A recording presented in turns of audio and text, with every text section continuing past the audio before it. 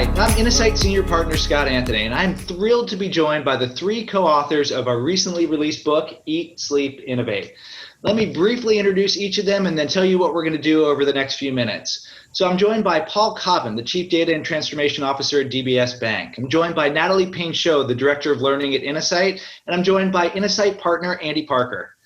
Paul, Andy, and I are all based in Singapore. Natalie is based in the great state of Massachusetts.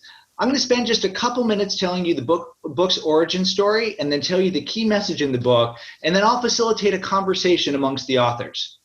So the book's origin traces back to a meeting that we had about 5 years ago. It was with the leadership team of a global logistics company. We were doing our normal thing. We were talking about all the disruptive forces in the industry and about how they had to organize differently to respond. And the CEO stopped the meeting. He said, "I read all your books. I understand exactly what I need to do. We have a separate group. It's pursuing disruptive opportunities. I get that. What do I do," he asked, "with the other 28,000 people?" It was a great question, one to which we didn't have a very good answer. So we started trying to put together our best thinking on the topic and realized it was a question worth answering that needed further exploration. Then a few years ago, Paul asked one of the questions that has kept me in consulting for almost 20 years now. He asked me to do something, asked us to do something that I didn't know how to do. The question was, can you purposefully shape a culture of innovation? We worked together in a part of DBS Bank and answered the question with a definitive yes. You can actually purposefully shape a culture of innovation. We did some additional research. We collated a few other studies we had done, and Eat, Sleep, Innovate was created. The book in a minute. The book talks about how do you purposefully shape a culture of innovation. Definitions. Innovation is something different that creates value. Innovation comes when you follow 5 behaviors. You're curious, you're customer obsessed, you're collaborative, you're adept in ambiguity, you're empowered. A culture of innovation is one in which these behaviors come naturally. Challenge. This is not the way it works inside most organizations. Most organizations have routines, rituals, and habits that all exist to perpetuate today, not to do something different that creates value. Answer. Rip a page from the habit change literature and hack the habits with beans. A bean is a behavior enabler, artifact, and nudge. A behavior enabler engages the rational mind to help you take that important step to do something different. The artifacts and nudges indirectly get to your unconscious to support you in the change journey. The book has 101 of these beans and a toolkit to help you consciously create a culture that encourages the behaviors that drive innovation success. So let's get the authors into the discussion. Paul, your story is about DBS Bank, and you describe it as moving from damn bloody slow to the best bank in the world. Heroically tell us that story in 3 minutes or less. Okay, well, it stemmed from a true story about my very first day at DBS when I was joining to become the lead of transformation. And that day I got into a taxi and I said to the taxi driver, "Can you please take me to DBS?" And he turned around and said, "DBS, damn bloody slow." And the reason for that was because DBS at that time in 2009 was renowned for being slow. It had poor customer service. It was overly bureaucratic. Had a long stream of different CEOs with different strategies, and it was an underperforming bank. Yet here we are 10 years later, where we have won many, many accolades, including being the first ever bank to have been best bank in the world by the likes of Euromoney, Global Finance, The Banker, for 3 years running now. We've been awarded the best digital bank 2 times out of 3 from Euromoney since the award has been actually given. And so we've been on this remarkable transformation from this laggard bank to what's seen as an innovation powerhouse. So the question is, how do we do that? And the answer is, we actually went through a series of different transformations, but underpinning was 3 beliefs, if you like. And the first belief was that transformation is about people. And that may sound obvious, but you would be amazed the number of people who come and visit us to learn the secret sauce. And the first thing they ask us is about how the technology. What do we need to change in the technology? But of course, technology does not change itself. The people change the technology. So it's all about making sure that you can only change what a company does by changing what the people within it do. The second belief is simply that your people, given the right environment, will do amazing things. There are many different things that get in the way of people who are seen to be blockers of change. Many leaders, companies come to us and proudly tell about the stories about how they fired people who haven't got on board. We've never fired a single person at DBS who didn't get on board. What we try and do is create a climate where everybody in the whole company can come along. And finally, the third belief is the one that you've already alluded to, and it's what the book is about, is that you can indeed create this climate, create a culture of innovation programmatically and deliberately. And that's the story of the book. Awesome, Paul. That was extremely well done, and I think you hit the 3-minute mark, so that was extremely, extremely efficient. So let me ask you one follow-up question. I learned through our time working together that you have a surprising superpower, and I don't know how well you can see this, but there's an illustration here that's in the beginning of chapter 3 that has a little bean smashing through a little rock, and there are about 60 of these little illustrations in the book, all doodles by you. So when did you develop your doodling superpower, and do you use it for good or for evil? I'd like to think a little bit of both, but primarily good. It's been a part of my life, my working life, for a long time. I'm a big mind mapper. I think very visually. And as I've evolved over time, I realized the power of a picture, that, using pictures as a way of thinking is a very, very powerful element. Richard Feynman, famously said that if you really understand something, you can explain it to somebody who's a 5-year-old. Well, it's a bit like if you can draw a picture about something, then you have to really understand it. And it creates great conversations. And the second thing about doodling that I've really learned more recently is engaging as a way of communication. People really engage in a picture, especially when it's been hand-drawn, as a way of communicating. And, as you'll have seen, I am no artist, but I can draw stick men and I can now draw beans. But when I present a presentation with doodles, people engage with it certainly at a different level. And you can draw beans, that is for sure. We've got 40 different beans that Paul has drawn in the book. They're also available on the companion website, eatsleepinnovate.com. So let's turn to Natalie next. Natalie, you and I have worked together for a long time, and you have the unique opportunity to integrate together what we learn in the field working with clients and how we shaped our own community. And you've had the chance, since the book has been in the works, to actually go and work with real people with the ideas in the book. Tell us a little bit about what you've learned in the field. Sure. So as I was reflecting on what resonates with the real people in the field, I had 3 thoughts, because you have to have 3 thoughts, right? So the first is that the content is very practical and accessible. So, Scott, you described those 5 behaviors, and then we go a step deeper, and we say, here's what they actually look like. And then we take it another step further, and we have a doodle from Paul about the blockers, and we say, here are examples of blockers. And so when we're working with clients, I think what they appreciate is just these examples that are very concrete, the stories, like the story of DBS, and they can see themselves and they can say, yes, this sounds like us, or no, this doesn't. It's a little bit different, but it sparks a really good conversation. The second thing that I've learned is the power of the experience itself. So in chapter 4, Andy Parker wrote about the culture sprints, and I've had the opportunity to deliver these culture sprints, including during the pandemic where everything is over Zoom.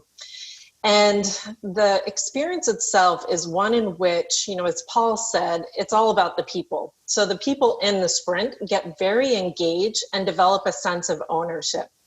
And part of the process, we talk to everyone beforehand, we do interviews and surveys. And when you do the interviews, it's an invitation for people to share, okay, we have this desired goal, let's say to be more customer obsessed. Someone can say, I actually don't know what that means. I don't know what this is. Or they can say, I know exactly what that is. Let me show you an example of how that played out. And then we give them the opportunity to share the blockers. What are the things people do instead? What gets in the way? And it's not just a complaining session, but it's in the spirit of, let's get concrete about the blocker so that we can break it down. And then we have an invitation for them to share, where have you seen, your colleagues, your peers overcome these blockers? And they share what's working well. So it's an opportunity to build on whatever is working today. And then the third thing clients appreciate is they're not starting from a blank page. Scott, you mentioned the 101 beans. So there's a starting point, and we absolutely encourage people to borrow, to make them your own. So those are 3 observations from the work that I've done. Awesome. Well, good artists copy, great artists steal, and we've got a lot of tools that you can steal from the book. So, Natalie, the follow-up question I would like to ask you is, we had an interesting collaboration model. We had 3 people in Singapore. You were over in the United States, though you spent time in Singapore working on the DBS project. What are your reflections on the collaboration to create this book? Yeah, so being in Singapore was amazing. I can talk about the food, the people, and I think just being in a new environment was really cool for me. It actually kind of forces you to be more curious and to be empowered and try new things. As I think about the collaboration, I just think about how inspired I am by the 3 of you. Every time I've had a question, I've needed help on something, I'm looking for feedback, or I've have an opportunity for you to share a story. You've always all jumped in to say, how can I help? And that's just been really inspiring to me and something that I'm grateful for. So it's been a good experience.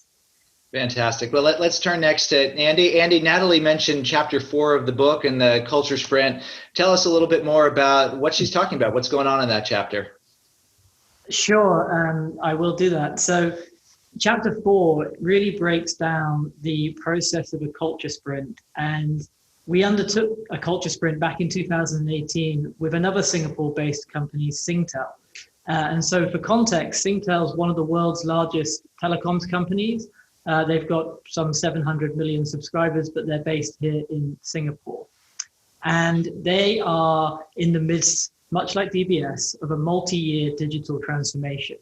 And much like DBS, that requires them not just to think about technology, but to also think about the behaviors they need to enable, the new ways of working that's ultimately going to help them innovate and create that future. And so in 2018, the group chief HR officer, Eileen Tang, approached Scott and I and asked to run an experiment around a culture sprint for her HR team. It's some 200 plus people, with the idea that would start a culture movement across Singtel. And so that was an opportunity for us to really lay out what we mean by a culture sprint that culminates in a beanstorm. And the high points of that process really were that, as Natalie said, we first determined the desired behaviors and diagnosed the blockers to those behaviors through surveys and interviews, as you might expect. But next, we created case materials that would let that HR team experience living these new behaviors during what we called the 2-day activation session. So the beanstorm was day 2 of that session. And the reason we did that was we felt quite strongly that they needed to solve real HR business problems by demonstrating these desired behaviors so that they would have really tangible and tacit experience of applying these ways of working so they could see the value that these behaviors would bring to their everyday work. So an example, one team was thinking about what would an awesome first day at Singtel feel like if you're a newly hired employee. That's clearly the responsibility of the employee experience team that sits in HR. So we helped them set up a day where they interviewed recently hired employees, they brainstormed or ideated new ways to improve on pain points or to make the experience even better. They came up with their assumptions, they designed experiments for how they could prototype different employee experiences on their first day. And by the end of the day, they felt really good about some potential solutions to improve the first day employee experience even more. And that meant that when we switched into day 2, the beanstorm, to start thinking about beans that would ensure these behaviors were everyday habits and practices, it was really deeply understood why that was important. And so that's what we did on the second day. We then said, how do we make these behaviors commonplace? What are the behavioral enablers, artifacts, and nudges that we can design, these beans? And then after that, of course, once the 2 days was over, it was about refining and implementation of those beans. And 2 years later, we still see those beans in action when we go and visit our friends at Singtel. So it's been a really rewarding experience to have been through that with Singtel. And I think the thing that I would just reiterate as the learning is this idea that adults need to act their way into new ways of thinking rather than think their ways into new ways of acting. And that goes back to that point about spending a whole day just using these behaviors and these ways of working to make progress on real business problems. That helps people get to grips with the desired behaviors. And so that when we then spent time brainstorming, people get why that's important and why it matters. Fantastic. Well, let me ask you actually two very quick follow-up questions. Question number one, on a scale of 1 to 10, 1 being the Beanstorm session was much more boring than a traditional workshop you've done, 10 being it was a lot more fun than other things you've done at Innosight. Not to say anything bad about the other work that we do, but where would you put it on the fun scale? Well, I think we've dialed it up to 11, right? So that's the answer, 11. Spinal Tap is smiling somewhere. And then the second real question, so you say 2 years later, there are still things that are in use. I make it a little bit more tangible for folks. What was a bean that came out of this session with Singtel? Great question. The one that really stuck in the HR team is a bean that they call WITCH, WITCH. So it is an acronym. And yes, that's witch, like the lady that flies on the broomstick and makes potions in cauldrons. But it stands for a simple checklist mantra that the HR team and Eileen now use whenever they are in a conversation where they need to ensure that they're remaining customer focused. And in their case, of course, the customer is the employees of Singtel. So this is to ensure that they don't revert to old habits of being internally focused and thinking only about sort of the internal operations of HR. And so WHICH stands for who is the customer here? What is the concern? What is the conclusion? And so that free question checklist, Eileen noted to Scott and I that it's been incredibly powerful for just driving a conversation to a more productive grounding on a customer and getting to the problem and getting to the conclusion. So that would be the bean I would highlight. And just in terms of tangibility, they've created sort of stickers that they have on their laptops that show sort of a witch's hat and those checklist questions. So I think that would be the best one to share with the group. And we should send them a lithograph of the Paul Cobban doodle of which does appear in the book along with all the other Paul Cobban doodles. All right, let's go to two reasonably quick questions to the collective author group that are just a little bit, first one a little bit more human, second one just a little bit more pointed. So, we're recording this on October 9th. We're still in the midst of a global pandemic. I would love to hear from each of you a personal pandemic premium, something good that's happened during the pandemic. I'll start by offering 4, not 3, Natalie, 4 this time. So number one, I have 4 kids and I've gotten to spend an awful lot of time with them and I love them dearly. So that has 95% of the time been a good thing. Number 2, we live right by the Botanic Gardens here in Singapore. I've gotten to explore every single inch of it over the past few months. Number 3, I have tried some new things. I now either meditate or do yoga a couple or 3 days a week, which I had never done before and I very much enjoy it. Number 4, I've gotten to learn just about everything that there is to learn about Zoom. I think I am a Zoom power user. I am trying to put up a virtual filter here. Let's see if I can do it in time. And I will put on a little happy hat that I hope will get into the recording. I don't know. I will leave that on for about 30 seconds as I call on Natalie to answer next. Natalie, what is your pandemic premium? Okay, I have not learned all the ins and outs of Zoom, so I can't put a hat on. I have 2 things. So one, we purchased a new home right at the start of this pandemic, and I've had the opportunity to really discover our neighborhood. We're down the road from Walden Pond here, and so I've had the opportunity to take daily walks with the dog, and I've just really enjoyed that. The second is I'm a big golfer. It doesn't mean I'm a good golfer, but I really enjoy it. And I don't think I've ever played as much golf before. So my husband and I play every weekend, and I have been working to create a Friday Innosight Golf League, which is picking up some momentum. So those are my 2. Now, is all the golf, have you gotten better or worse from all the golf playing? Sometimes a lot of play makes you gotten better because I have a very good teacher who's my younger brother who's a pro. So I have gotten better. Outstanding. How about we get Paul next? Paul, pandemic premium, personal pandemic. Well, somebody told me you got 3. Yeah, well, yeah. Somebody told me you got 3 choices during pandemic to become a chunk, a drunk, or a hunk. Anyway, so I'm glad to say that I'm maybe not a hunk, but I'm certainly a lot fitter than I was before. The commute time that I've saved, I've invested at least some of it in going for a run every day. So I'm a lot fitter and I've lost a bit of weight. So I'm quite proud of myself. Chug, drunk, or hug. I've not heard that one before, and I will definitely repeat that. That is a good one. So, Andy Parker, what has been your personal pandemic premium, and where would you put yourself on the chunk, drunk, hummus skunk scale? Well, that's what I mean. I'm going to tell a very similar story. I don't know whether I've ever called myself a hunk, but given Paul's 3-point scale, I think it has to be drunk and hunk. And the reason I say that is very much like Paul. 15 years in management consulting. This year has been quite a lifestyle change, because before it was planes, if not weekly, most weeks, and hotel rooms and long hours, and so this year has been the premium has been a real opportunity to finally have no excuse and to shed some pounds and to get fit. So I started running on April the 16th. And my running app tells me this morning that I've run 742 kilometers since then, which does sound like a lot. So I'm quite proud of that. That would be my answer. Now, as you know, Andy, the biggest book market in the world is the United States of America. So you have to translate that. How many miles did you run? Do you know that off the top of your head?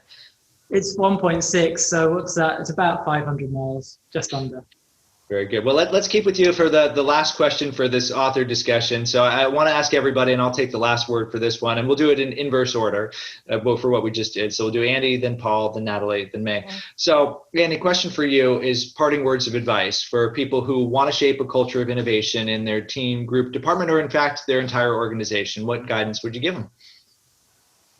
Well, this is the advice that I actually do give at the end of the book, but that means I really do believe it, and that is that anyone can start a culture change movement. The trick is to pick a blocker that everyone around you recognizes, to a behavior that everyone around you agrees needs to be demonstrated more actively in your team, in your division, in your organization. And then call on a few people to help you figure out a beam that's going to remove that blocker or enable the behavior.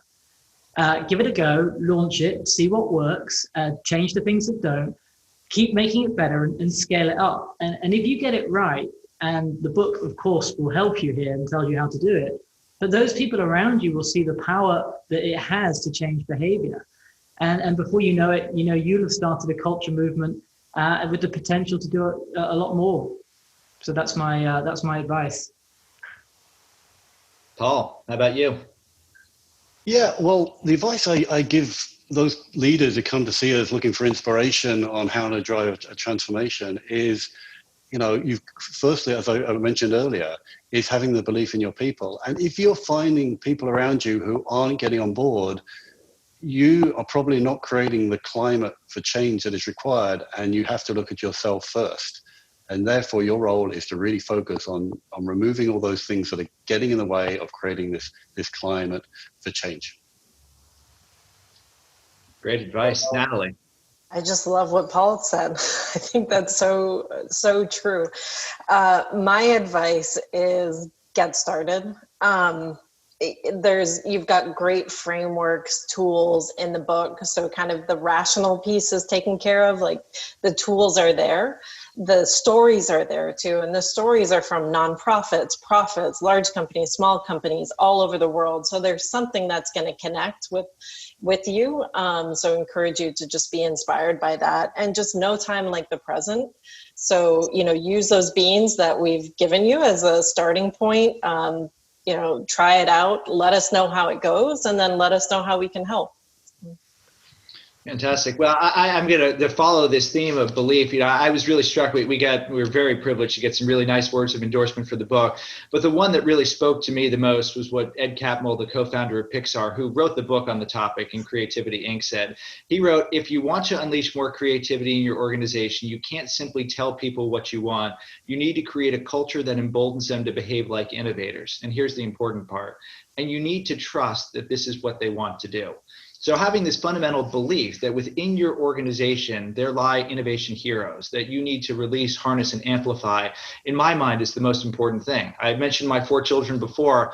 I don't have to teach them how to follow the behaviors that drive innovation success because they're human beings. And we are born as a species, curious, creative, and adaptable. The potential is inside every organization. The job of a leader today is to release, harness, and amplify that potential so that we can all collectively innovate, not to the new normal, that's kind of sad, not to the new abnormal, that's even worse, but to the new better. So on behalf of the author team, thank you so much for spending a little bit of your day with us, and we hope you enjoy the ideas in Eat, Sleep, Innovate. Thank you and good luck. Thank you.